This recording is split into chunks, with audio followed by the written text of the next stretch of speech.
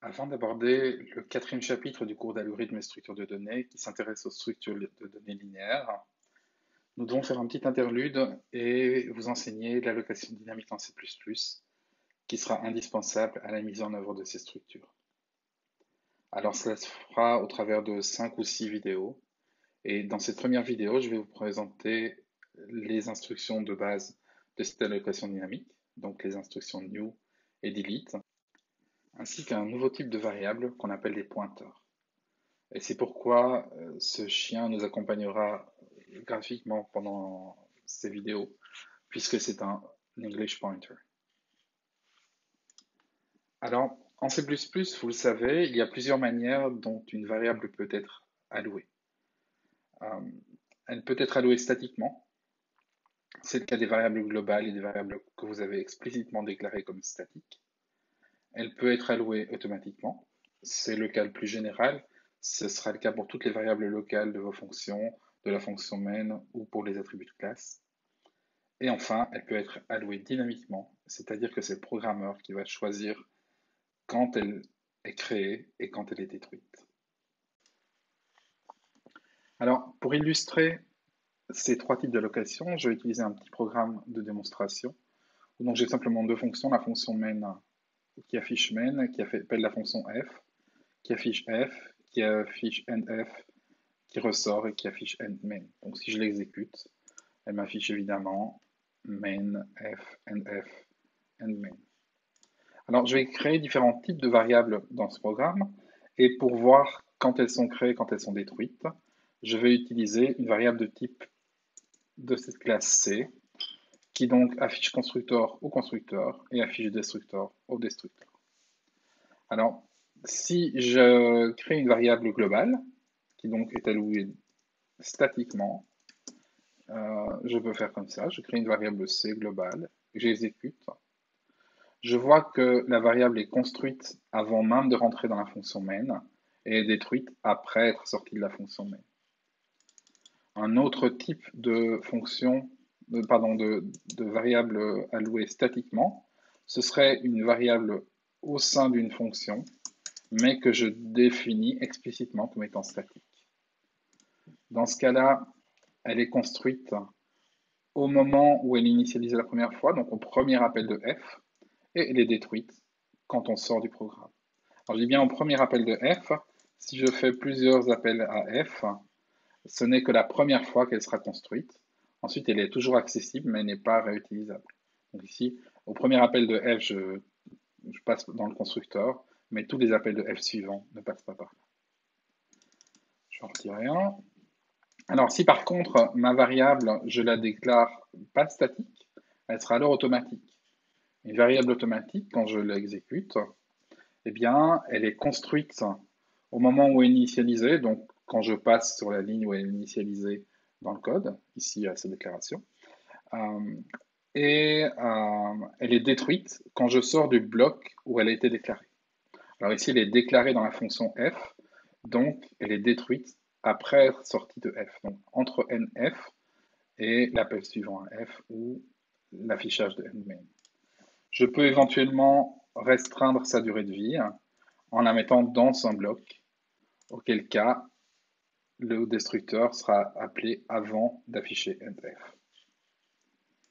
Alors par contre, ce que je ne peux pas faire avec une variable automatique, c'est la garder en vie plus tard, après la sortie de mon bloc. Dès que je sors d'un bloc, elle meurt. Alors, si je veux pouvoir la garder en vie plus loin, donc avoir une variable qui a été créée dans f, mais que je peux utiliser dans main, eh bien, je dois utiliser la location dynamique. Alors, comment est-ce que ça fonctionne?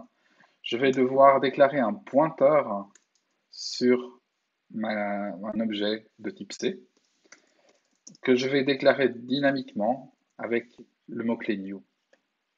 Alors, ce pointeur P, je vais le retourner. Donc, je retourne un pointeur ici, et donc je fais return P. Quand je fais ça, alors je peux le récupérer dans ma fonction main. Alors, je peux lui donner un autre nom, hein, c'est pas un problème. Et il sera vivant jusqu'à ce que j'appelle explicitement le mot-clé delete pour l'effacer. Donc si j'exécute ce code-ci maintenant, eh bien, l'objet de type C est construit explicitement entre l'affichage de f et l'affichage de n de f, donc exactement là où j'ai mis new. Mais quand je sors de f, il n'est pas immédiatement détruit. Il n'est détruit qu'après que j'ai fait cet affichage de n main. Mais bien avant de sortir complètement. Donc ici, je peux le remplacer par après f, et puis unmain, voilà. Et donc c'est bien entre après f et unmain, c'est explicitement au moment où j'appelle delete q que c'est détruit. Donc c'est ça la nouveauté de l'allocation dynamique par rapport aux allocations statiques. Donc comme nous l'avons vu, l'allocation dynamique utilise les instructions new et delete. Leur syntaxe de base pour un type T, c'est T étoile identifieur égale new T pour créer dynamiquement une variable de type T, et delete identifieur qui efface explicitement la variable pointée par l'identifieur.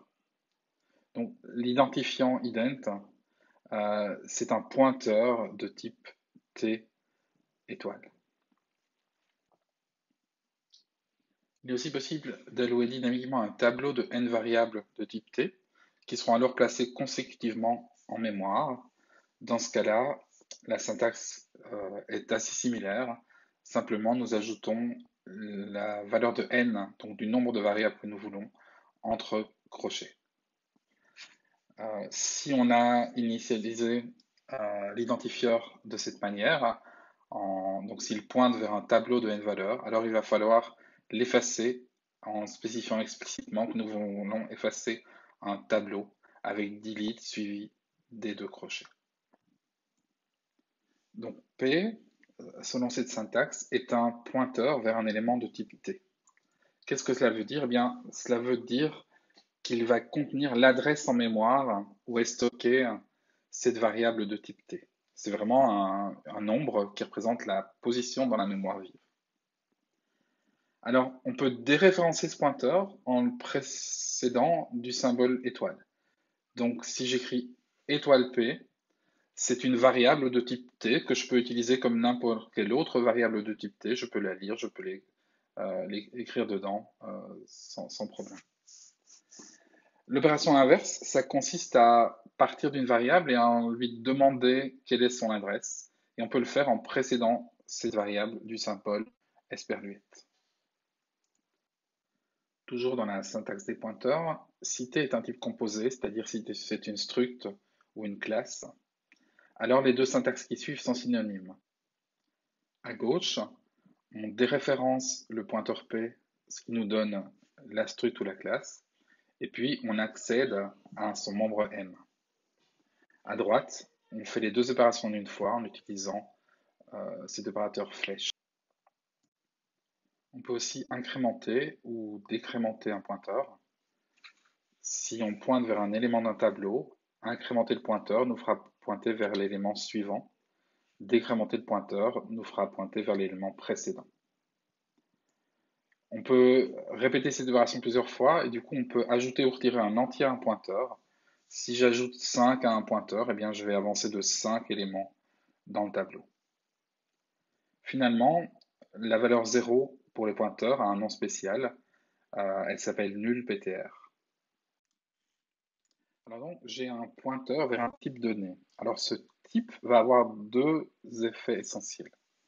La première chose, c'est qu'il va déterminer la manière dont on interprète le contenu de la mémoire. Par exemple, si ici je prends un pointeur vers un short, P, que j'initialise avec la valeur -1, et puis je prends un deuxième pointeur vers un short, mais vers un unsigned short cette fois-ci, que j'initialise simplement en prenant la même adresse, mais en le considérant comme un pointeur vers un unsigned short. Alors, si je fais ça et que j'affiche le contenu des deux pointeurs.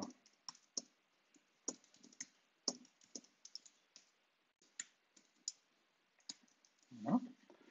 Je lance le programme. Eh bien, je vois que mes... Alors, ce que j'affiche, c'est l'adresse en mémoire où est stocké ce short. Et ce que je vois, c'est qu'ils sont identiques. Donc, je pointe bien deux fois sur le même élément. Par contre, si j'affiche le contenu qui est pointé vers ces deux, par ces adresses, donc ce qui est physiquement présent à ces adresses-là, mais donc en déréférençant P et en déréférençant Q, là, je vois que si je déréférence P, j'obtiens la valeur -1, tandis que si je déréférence Q, j'obtiens la valeur 65 535. J'ai évidemment exactement les mêmes 16 bits qui sont présents en mémoire puisque c'est la même adresse. Ce qui change, c'est que P étant un pointeur vers un short, le contenu, les 16 bits présents en mémoire à cette adresse-là sont interprétés comme étant un short quand je déréférence P, tandis qu'ils sont interprétés comme étant un unsigned short quand je déréférence Q. Le deuxième effet du type de pointeur qu'on a s'exprime quand on fait de l'arithmétique sur les pointeurs. Donc essentiellement, quand on y ajoute ou on en retire des entiers. Alors si on prend l'exemple ici, on a donc un pointeur de short qu'on initialise à un null pointer, donc à l'adresse 0, et on affiche P plus 1. Alors P plus 1 ici, qu'est-ce qu'il nous affiche? Il nous affiche 2. Donc on a fait plus 1, ici il nous a fait 2. Si je change le type ici, que je prends un type entier, et que je fais plus 1, il va m'afficher 4. Si je prends un type double, P plus 1, ce sera l'adresse 8. Si éventuellement je prends un type, alors j'inclus string et je fais un pointeur sur un string, pourquoi pas, il va m'afficher 18, c'est-à-dire 24 puisque il affiche en hexadécimal. Donc c'est le 10 correspond à 16, plus 8 ça fait 24, qui est la quantité de mémoire qui est nécessaire pour stocker les 3 pointeurs qui sont nécessaires pour une string. Éventuellement, si je veux afficher si je veux avoir vraiment 1, la seule manière c'est d'utiliser un type de données qui ne prend que 1 byte en mémoire. Alors malheureusement, je ne peux pas l'afficher comme ça. Il va faire une erreur parce que le cout pour les char pointers, il essaie d'afficher une chaîne de caractères. Donc pour que ça marche, il faut que je le convertisse en void pointer, mais après avoir fait le plus 1. Dans ce cas-là, le plus 1 vaudra bien 1. Donc le plus 1, en fait, il passe à l'élément suivant. Et donc, en adresse mémoire, il fait le plus la taille correspondante. Je pourrais avoir la même valeur simplement en faisant sizeof de char. J'aurai aussi 1. Si ici je prends int, eh bien, sizeof de int, ce sera la même chose. Donc, ce que j'avance en mémoire, c'est la taille d'un élément. Enfin, pour les pointeurs, il convient de revenir sur la manière dont on peut les rendre constants. Alors, dans ce premier code, on a un entier i, un pointeur p0, et on peut faire deux choses avec p0. On peut écrire dans p0 directement, par exemple, on peut écrire l'adresse de i. Dans ce cas-là, on va modifier l'adresse vers laquelle pointe p0. À la deuxième ligne, on peut écrire dans P0 déréférencé, auquel cas on va écrire l'entier i dans la valeur, on va écrire la valeur de l'entier i dans l'emplacement mémoire pointé par P0. Alors, si à la place d'écrire int étoile P0, j'écris int const étoile P1, alors j'ai un pointeur vers un entier constant. Mon pointeur n'est pas constant, mon pointeur reste une variable, mais l'entier vers lequel il pointe est constant. Et donc, si j'ai toujours la possibilité d'écrire la première ligne, donc je peux modifier l'adresse vers laquelle pointe P1. Par contre, je ne peux pas écrire dans cette adresse. Je ne peux pas aller écrire dans étoile P1. Alternativement, je peux avoir un int pointeur constant. Dans ce cas-là, c'est le pointeur qui est constant, ce qui veut dire que je ne peux pas aller modifier l'adresse vers laquelle pointe P2. Du coup, je suis obligé de l'initialiser tout de suite, c'est ce que j'ai fait ici. Donc P2 pointe vers un nouvel entier que j'ai créé, et je ne peux pas le faire pointer sur autre chose. Donc je n'ai pas le droit d'écrire P2 égale l'adresse de I. Par contre, je peux aller modifier le contenu de cette adresse en écrivant dans étoile P2. Enfin, je peux combiner les deux. Je peux créer un int const pointeur const. Donc c'est un pointeur constant vers un entier constant. Dans ce cas-là, évidemment, je dois à la fois initialiser l'adresse et la valeur pointée. Et dans ce cas-là, je ne peux écrire ni dans P3 ni dans étoile P3. Alors, cette syntaxe peut paraître compliquée, mais en fait, le principe en est assez simple. Il dit que le const s'applique toujours à ce qu'il précède. Donc pour P1, le const s'applique à l'entier. P1 est un pointeur vers un entier qui lui est constant. Pour P2, le const s'applique au pointeur, et donc on ne peut pas modifier l'adresse pointée par P2. Par contre, on peut écrire dans étoile P2, puisque l'entier, lui, n'est pas constant. Et enfin, dans P3, tout est constant. Alors, si on se restreignait à cette syntaxe, ce serait assez simple. Donc, const s'applique toujours à ce qui se précède. Malheureusement, le C++ permet aussi d'écrire const en première position. Alors, si vous écrivez const in pointeur pour P1B, vous avez exactement la même définition que int const pointeur. Donc, const int pointeur est synonyme de int const pointeur. Et pareil pour P3, int const pointeur const est synonyme de const in pointeur const. Alors simplement, si le const est en toute première position, vous le reculez d'une position et vous pouvez réappliquer la règle que const s'applique toujours à ce qu'il précède. Intéressons-nous maintenant à l'initialisation. Donc, vous savez que pour initialiser des variables automatiques, nous avions trois syntaxes, avec des parenthèses, avec des accolades ou avec le signe égal. Pour l'allocation dynamique, si vous voulez initialiser le contenu de la variable que vous créez dynamiquement, vous n'avez que deux syntaxes possibles, avec les parenthèses ou avec les accolades. La syntaxe avec un signe d'égalité ne serait pas cohérente avec le égal suivant. On aurait des types qui ne seraient pas corrects. Alors, cette initialisation par accolade, elle est disponible depuis C++11. Mais depuis C++11, il convient de la privilégier en tout instant, que ce soit en C++11, 14, 17 ou 20. Pourquoi? Eh bien parce qu'elle permet de faire plus de choses que les autres. Par exemple, si vous avez une structure de type S, donc il y a deux membres A et B, eh bien vous pouvez l'initialiser par accolade. Et dans ce cas-là, P1A conviendra 1 et P1B conviendra 2. Donc P1 flèche A et P1 flèche B. Par contre, vous ne pouvez pas l'initialiser avec les parenthèses, ça ne marchera pas. Si vous voulez l'initialiser avec des parenthèses, vous devez créer explicitement un constructeur qui va initialiser le premier paramètre qu'il reçoit dans le membre A et le deuxième dans le membre B. Mais c'est beaucoup plus compliqué à écrire et ça ne sert à rien. Vous avez la possibilité de le faire directement avec les accolades. Et si vous écrivez le constructeur, eh bien les accolades fonctionneront comme si vous appeliez le constructeur. Donc ça ne changera rien. Il est également possible d'initialiser un tableau créé dynamiquement, mais seulement avec les accolades dans ce cas-là, pas avec des constructeurs, ou pas avec des parenthèses.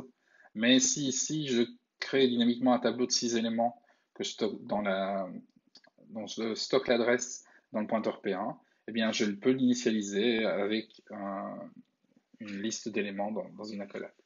Donc ici, si j'affiche P1 de 3, eh bien c'est l'élément d'indice 3, donc c'est la valeur 4.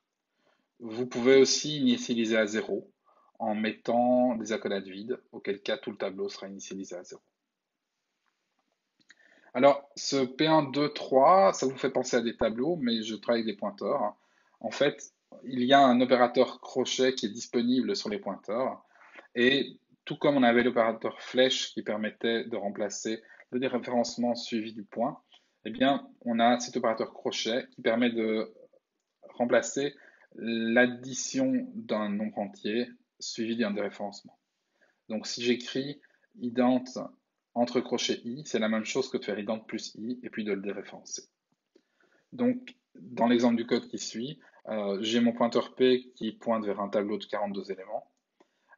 Si je veux écrire la valeur 24 dans le cinquième indice, eh bien j'ai le choix entre la syntaxe avec P et puis 5 entre crochets ou la deuxième syntaxe qui est P plus 5, le tout déréférencé.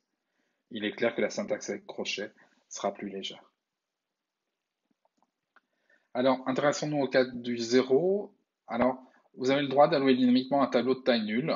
Vous pouvez écrire pointeur de int p égale new int d'un tableau de 0 élément. Alors, clairement, ça ne sert à rien. Vous ne pourrez rien écrire dedans et par ailleurs, vous serez obligé de le désallouer parce qu'il y a quand même un tout petit peu de mémoire qui est utilisé pour stocker la taille, justement. Mais par contre, vous n'êtes pas complètement obligé de toujours vérifier la taille des tableaux que vous allouez. C'est pas grave si de temps en temps vous allouez un tableau de taille 0, si par ailleurs vous ne l'utilisez pas. Similairement, vous avez le droit d'effacer un pointeur nul. C'est une opération qui ne fait rien. Donc si vous avez un pointeur P qui a actuellement la valeur nulle pointer, vous pouvez très bien l'effacer.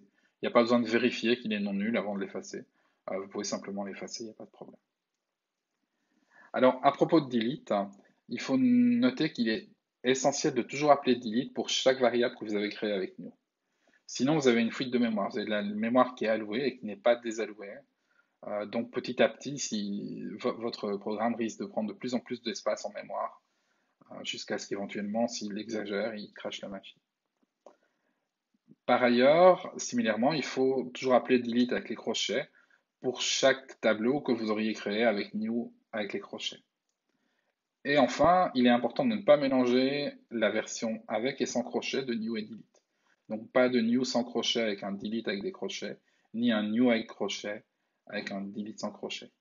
Le comportement est non défini, mais il y a de bonnes chances que ça crache aussi. Euh, une chose qui est certaine de cracher votre programme par contre, c'est d'effacer plusieurs fois le même pointeur. Si vous avez alloué dynamiquement une variable P, si vous l'effacez la première fois, c'est très très bien, c'est même nécessaire. Si vous effacez une deuxième fois la même adresse, alors votre programme va planter. Et l'erreur qui va vous signaler, c'est malloc, error for object, pointer being freed was not allocated. Alors ce malloc, c'est en fait l'instruction en C qui est appelée par l'instruction C++. Pareil. Voilà. Ça termine la première vidéo, mais il reste beaucoup de choses à voir pour maîtriser l'allocation dynamique en C++.